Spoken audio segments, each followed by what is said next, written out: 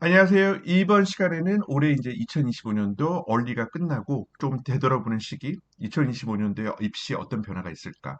물론 이제 돌아오는 이제 3월 달부터 본격적으로 이제 정시가 발표되는데 지금까지 대표적으로 얼리 학교가 이제 세 학교가 발표가 됐어요. 첫 번째가 펄듀 대학교. 그 저번 시간에 제가 얼리 액션 통해서 말씀드렸다시피 펄듀 대학교는 이제 합격한 학생들이 많았고요. 얼리 액션에 대한 메리트가 조금 있기 때문에. 거기에 비해서 대표적으로 학생들이 많이 기대했었던 미시간, 텍사스, 어스틴, 그 US 같은 경우는 압도적으로 디퍼가 많았습니다. 그래서 많은 학생들이 좀 당황했을 거예요.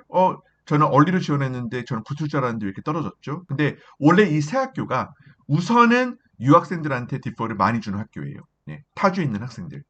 나중에 이제 얼리 디스니 학교랑 비교했을 때 디폴 되더라도 아직까지는 좀 더 합격에 대한 그 기대감을 가져도 될 정도로 우선은 디폴을 많이 시키는 그러고 나서 정신 학생들하고 비교를 해가지고 디폴트 학생들 많이 뽑는 부분인데 그런 이제 얼리 액션에 대한 추세랑 함께 최근에 이제 어떤 변화가 있었냐면 특히 얼리에서 제 학생들 보면 압도적으로 미국 영주권이나 시민권 가지고 있는 학생들, 네.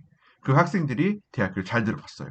그래서 얼리 기록만 보더라도 뭐 더머스, 코넬 대학교, 브라운 대학교, 노스웨스턴 대학교, 존스 홉킨스, 그리고 그 중에 에모 대학교 거의 한 80%가 미국 이제 시민권랑 영권이 있는 학생인데 이게 저희 학생들뿐만 아니라 이제 전반적으로 퍼져가고 있는 그 추세이거든요. 그래서 요즘 이제 트럼프와 이제 교육기관들의 이제 전쟁 끝에 많은 학교들이 정책에 대한 변화가 있었는데 이거는 작년 거예요. 네, 2025년도, 2024년도 후반. Asian American students increase at Harvard. 대놓고 인종적인 부분을 고려할 수가 없기 때문에 아무리 봐도 흑인 학생들이 이제 스펙이나 이런 면에서 공부 열심히 하고 있는 동양인들이 밀리기 때문에 이런 결과가 나오고요. 근데 하나 이걸 예시를 들면 미국 대학교는 그냥 다양성을 존중하잖아요. 그래서 어떻게든 그런 다양한 학생들을 풀을 뽑으려고 노력을 하고 근데 한편으로는 미국 정부는 그걸 원치 않기 때문에 레이스하고 그 에스니시티 이 부분을 아예 이제 원서에서 전반적으로 다 이제 리무브하고 있는 추세인데 그러면 미국 대학교는 어떤 식으로 그런 디버시티를 구축하려고 노력하고 있나요? 하나 예가 우리나라 블라인드랑 똑같아요. 우리나라도 최근에 한 3년인가 4년 전에 생기부가 블라인드 처리된 걸로 제가 알고 있거든요. 그래서 블라인드가 됨으로써 이 학생이 어떤 고등학교 출신인지, 그래서 학생의 고등학교 출신에 상관없이 이 학생이 그 고등학교에서 어떤 활동이나 어떤 업적이 있는지 그것만 초점을 다오. 그래서 교육부에서 이제 그런 식으로 이제 제도를 변경했는데 그럼에도 불구하고 우리나라 대학교들은 알죠. 생명 보더라도 특정 과목이나 세특 이런 정보만 보더라도 아 이거는 과고이구나. 이거는 뭐 특목고이구나. 이거는 자사고나 일반고가 아니구나. 그 눈치챌 정도로 학생들의 이제 에세이나 학생들이 사용하는 그런 이제 언어들 보면 학생들의 인종이 나올 수가 있어요. 네. 뭐 예를 들면 대표적으로 할렘인데 오늘 나 소울푸드 먹으러 갔다. 그러면 딱 감이 오죠. 그 중간중간에 스페니쉬를 드랍하면서 Today's someone's birthday 그러면서 엄마가 만들어준 타코 뭐 이런 거 얘기하면서 드랍도 힌트를 할 수가 있는데 그래도 공식적으로는 레이스를 못 사용한다. 그리고 이게 큰 게 특히 첫 번째가 잔 삽킨스는 동양인 아시안 그 파퓰레이션이 무려 20%가 올라갔어요. 이게 엄청난 수치입니다. 그 콜롬비아 대학교는 아예 트럼프 전쟁 끝에 얘기를 했어요. 이제 우리는 학생들이 받는 수치를 전반적으로 20% 늘리겠다. 네. 그래서 얼리만 하더라도 콜롬비아 대학교를 이제 고려 안 했던 학생들이 이게 나오고 나서 정시대 그러면 좀 콜롬비아 지원해 볼래요. 해가지고 콜롬비아를 지원했던 학생들이 많았어요. 네. 그래서 이런 정책들이 굉장히 큰 부분이 있기 때문에 이걸 이제 보셔야 될 부분인데 사실 가장 노골적으로 이런 추세에 대해서 인정하고 어떻게 보면 이 전체 전반적인 문구가 레멘트예요. 그냥 아쉬워하는 부분, 전반적인 톤이 현실은 이렇습니다. 아쉽지만 어쩔 수 없네요. 그런 이제 전반적인 뉘앙스를 느낄 수 있는 부분인데 한번 볼게요. 작년 8월 22일 날 이 통계를 했는데 Asian American now comprise 47%, 47%예요. 예. 이게 큰 차이는 없습니다. 7%. 근데 문제는 올해 이 학교가 이제 3월 중순에 결과 나오면 7% 인크리스가 아니라 제가 예상하기에는 미니멈 15에서 20%가 올라갈 거예요. 동양 학생들이. 예. 거기 비해서 흑인 학생들 같은 경우에는 굉장히 많이 떨어졌고요. 네. 15%에서는 5%. 히스패닉도 많이 추락을 했어요. 네. 그래서 이제 아이라이트 부분이 MIT is the first major school to release a racial demographic data. 네. 어쩔 수 없이. 그래서 이런 통계적인 부분이 있기 때문에 올해 추세에 어떻게 나오는지 한번 볼게요. 이거는 이제 에모리 대학교이고 에모리 대학교가 이제 그럼 얼리 합격률이 어떻게 변했나요? 얼리원 합격률이 작년에는 31%, 올해는 29%. 큰 그런 드라마틱한 변화는 아니고요. 네. 얼리2는 작년에가 이제 11% 기억나거든요. 네. 그러면 제가 봤을 때는 얼리2는 올해 한 10% 미만일 거예요. 네. 에모리가 두 가지 큰 변화가 있습니다.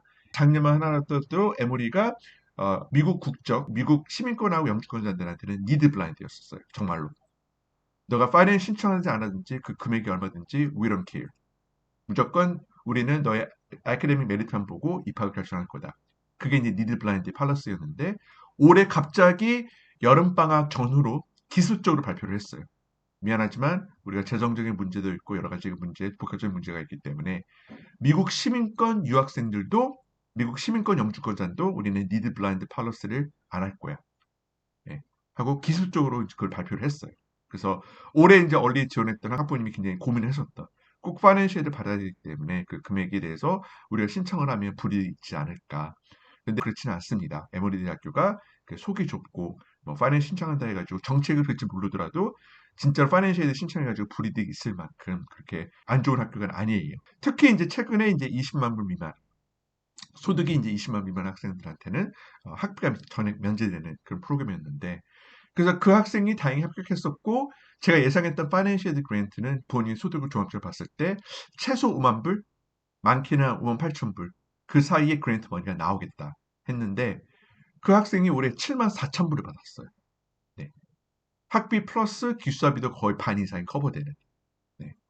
그래서 그런 부분 봤을 때 정말 명문대는 명문대구나. 학비에 상관없이 이 학교는 지원할 수 있는 그런 훌륭한 리소스를 주는 게 진짜 명문대답다.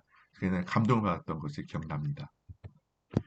그리고 USC가 이제 굉장히 특별한 나중에 조지아 테크가 보여드릴 건데요. USC 같은 경우에는 무려 거의 40%가 early action. 네. 이게 이제 인스테이트하고 아웃스테이트 두 개를 투 트랙으로 운영을 하고 있어요. early action이지만 조지아 텍처럼 early action 1, early action 2. 그 굉장히 복잡해져요, 이 early가. 나중에 설명드리겠지만 시카고는 ED0까지 새겼어요. 에? ED0이 뭐예요? ED1, ED2는 이해가 가는데 ED0은 또 뭐예요? 그건 조금 이야기가 길기 때문에 다음 시간에 시카고에 대한 이제 전반적인 입시 과정을 설명해 주는 시간을 갖도록 하겠습니다. 그래서 보시면 알겠지만 UNC가 체감적으로 유학생들이 정말 들어가기 힘든 학교거든요. 어느 정도냐면 4년 전에 유펜에 ED로 들어갔던 학생이 얼리 액션에서 UNC에서 디포를 받았어요. 그래서 학생이랑 저랑 좀 당황했던 그런 케이스였고 근데 그게 어쩌면 당연한 게 보시면 알겠지만 그만큼 UNC에 있는 인세트 학생들을 많이 받으려 노력을 합니다. 그리고 그거는 어쩔 수 없이 외국인 학생들, 인터내셔널 스튜던트 그 학생들이 피해를 받겠죠. 그래서 버지니아도 그래요. UVA. UVA 같은 경우에도 얼리에 지원하면 제가 알기로는 한 30에서 40% 인스테이트 합격률 꽤 높은 수준이고요. 이제 조지타운 얼리 액션 1이에요. 그래서 제 이제 영상 보면 알겠지만 유학생 합격률이 굉장히 극악스럽게 무서운 6% 수준입니다. 거기 비해서 인세이트는 몇 명이 들어갔는지 볼게요. 총 이제 8,700명이 지원해가지고 2,600명이 지원했어요. 그렇습니다. 거의 이제 3분의 1 수준. 네. 그런 부분이기 때문에 굉장히 높았던 부분이고, 이 학교 같은 경우에는 얼리 액션을 두 개로 나눠요. 그래서 얼리 액션 1 같은 경우에는 로컬, 조지아 학생들을 미리 선발을 하고, 그럼 좀 지나서 얼리 액션 2는 유학생들, 타주에 있는 학생들하고 유학생들을 위한 얼리 액션 결과가 나옵니다. 그래서 이렇게 친절하게 나와 있고 한번 볼게요. 그래서 총 8,700명이 지원해가지고 2,600명, 30% 합격률. 이 정도면 꽤 높아요. 제가 말씀드렸지만 유학생 합격률 몇 %였죠? 6%예요. 그럼 대략 5배 차이가 납니다. 네. 그리고 하나 놀라운 게 최근에 이제 미국 정부에 대한 정책에 따라 가지고 동양 학생들이 많이 붙는다면 또 다른 수가 뭐가 있을까요? 저는 이거요. 네.